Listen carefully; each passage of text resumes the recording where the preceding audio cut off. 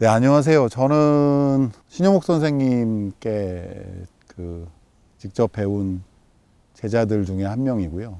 어디 가서 선생님 제자라고 이제 참칭하기에는 참 부끄러운 데가 많은 삶이지만, 그래도 선생님을 기억하고 그리워하고 선생님께서 하신 말씀들을 계속 되새기고 그렇게 직장 생활을 하고 있고 두 아이의 아빠로서 이제 살고 있지만 계속 선생님을 생각하면서 살아가고 있는 중인 그런 제자 중에 한 명입니다. 제가 소개해드리고 싶은 책은 이제 선생님의 감옥으로부터의 사색이라는 책입니다. 이 책을 이제 사실 처음 만나게 된 계기는, 제가 원래는 이제 연극 배우가 고등학교 때 이제 연극반 활동하면서 연극 배우가 되고 싶었어요. 그래서 이제 한양대 연극영화과의 최영인 선생님께서 내신 책 중에 100세계의 모놀로그인가? 그런 책이 있습니다. 각 연극들에서 독백들만 이렇게 뽑아가지고 그 책으로 엮으신 거죠. 그 독백들을 가지고 이제 배우가 되고 싶으니까 이제 연습을 했죠. 고등학생 때. 그때 감옥으로부터의 사색에서 이빨 뽑으셔가지고 이렇게 감옥 벽 밖으로 출소, 이빨을 밖으로 던지신 건데, 그 대목을 이렇게 연극의 독백 부분으로 읽으면서 신용복이라는 분이 계시고, 이제 출전이 나오잖아요. 그래서 감옥으로부터의 사색이라는 책이 있다는 걸 그때 처음 이제 알게 됐고요. 감옥으로부터의 사색은 처음에 읽을 때는 좀 불친절하다라는 생각을 했어요. 왜냐면 우리가 이제 책을 만드는 사람들이 편집을 하고 이럴 때는 사실 굉장히 독자를 잘 안내하는 그런 구조로 만들잖아요.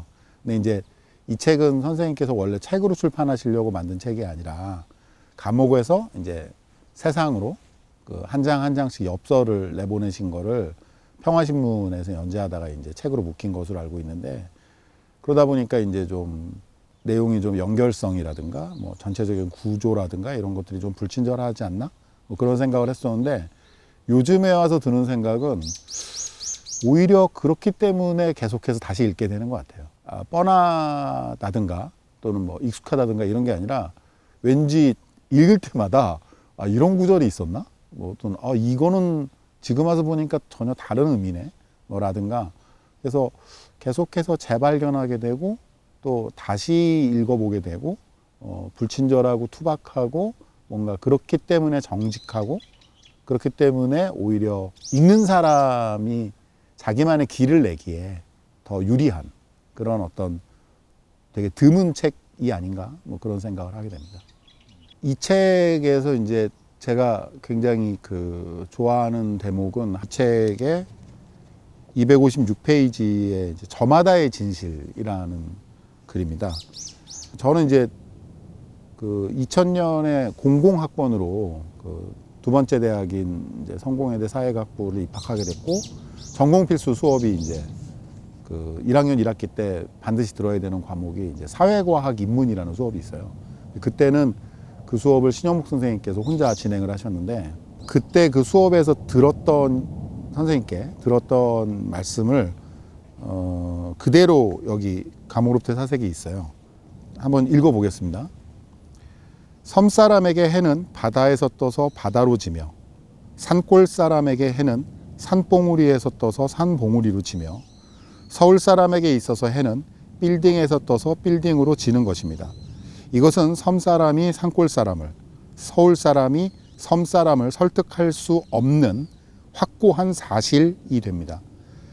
지구의 자전을 아는 사람은 이 우김지를 어리석다 깔볼 수도 있겠습니다만, 그렇다면 바다나 산이나 그런 구체적인 경험의 현장이 아닌 다른 곳에서 뜨는 해를 볼 수 있는가? 물론 없습니다. 있다면 그곳은 머릿속일 뿐입니다. 우주는 참여하는 우주이며 순수한 의미의 관찰, 즉 대상으로부터 완전히 독립된 가치 중립적인 관찰이 존재할 수 없는 법입니다. 경험이 비록 일면적이고 주관적이라는 한계를 갖는 것이기는 하나 아직도 가치 중립이라는 인텔리의 안경을 채 벗어버리지 못하고 있는 나는 경험을 인식의 기초로 삼고 있는 사람들의 공고한 신념이 부러우며 경험이라는 대지에 튼튼히 발 딛고 있는 그 생각의 확실함을 배우고 싶습니다. 몸소 겪었다는 사실이 안겨주는 확실함과 애착은 어떠한 경우에도 쉬이 포기할 수 없는 저마다의 진실이 되기 때문입니다. 그러니까 우리는 보통 이제 객관적인 어떤 사실 혹은 뭐 정답 이런 것에 대해서 궁금해하는데 선생님께서는 객관이란 관객이다 그런 말씀을 하셨던 것 같아요. 산에서 사는 사람은 적어도 해가 산에서 뜨고 진다고 말하는 사람은 산에 서 있는 거죠. 바다에서 떠서 바다로 진다라고 말하는 사람도 바다에 서 있는 거고. 근데 그 사람을 보고 어리석다고 웃는 너는 지금 해를 어디서 보고 있냐. 객관적이라는 것은 사실은 관객적인 것이고 그것은 나는 구경하겠다는 것이고 그건 나는 참여하지 않겠다. 내 알 바 아니다.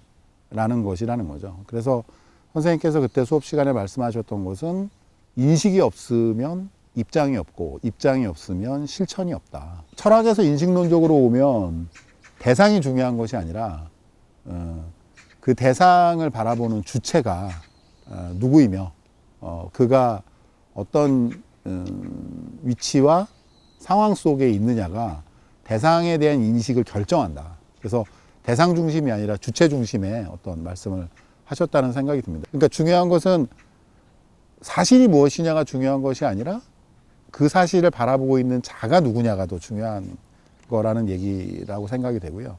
입장이라든가 상황이라든가 혹은 그 사람이 놓여져 있는 어떤 사태 이런 것들이 그 사람의 어떤 주장, 생각 이런 것들을 이해하는 데 필요하고 중요한 것인가. 예컨대 똑같은 상황이라 할지라도 가부장적인 생각을 가진 사람과 페미니스트들은 전혀 다르게 사태를 이해하고 해석할 수밖에 없잖아요. 그런 것들을 생각해 볼 때 세상을 어떻게 바라봐야 되고 그것들을 어떻게 이해해야 되며 그리고 나는 거기서 무엇을 해야 되는가 그리고 누구와 대화해야 되는가 이런 것들을 두고두고 가르쳐 주시는 굉장히 중요한 어떤 우리 생각의 기반 그런 어떤 가르치심이라고 생각하게 됩니다. 저는 그 오늘 읽어드린 그 구절과 뭐 관계의 최고 형태는 입장의 동일함이라는 말을 가지고 생각해 볼 때 더불어 숲이라는 말에 대해서 그 의미를 다시 한번 생각해 볼 수 있을 것 같아요. 그러니까 우리가 더불어 숲이라는 것은 결국에는 나무들이 더불어 숲을 이룬다는 거죠. 그 나무를 베는 도끼와 더불어서 숲을 이룰 수도 없는 것이고 그 숲을 불태울 수도 있는 불씨와 더불어서 숲을 이룰 수도 없는 것이죠. 나무가 나무에게 말했다?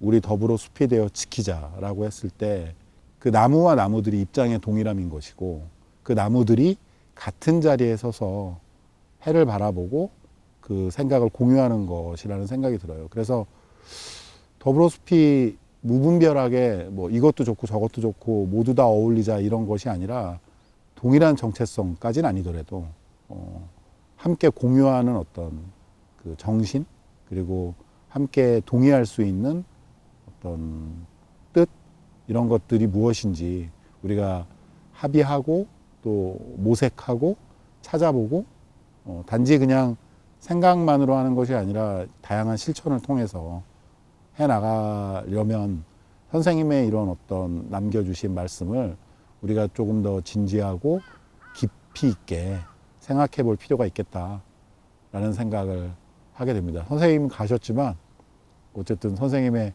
제자 중에 한 사람이니까 계속해서 선생님의 강의를 다시 듣고 또 생각하고 그렇게 살아가고 있는 것 같습니다.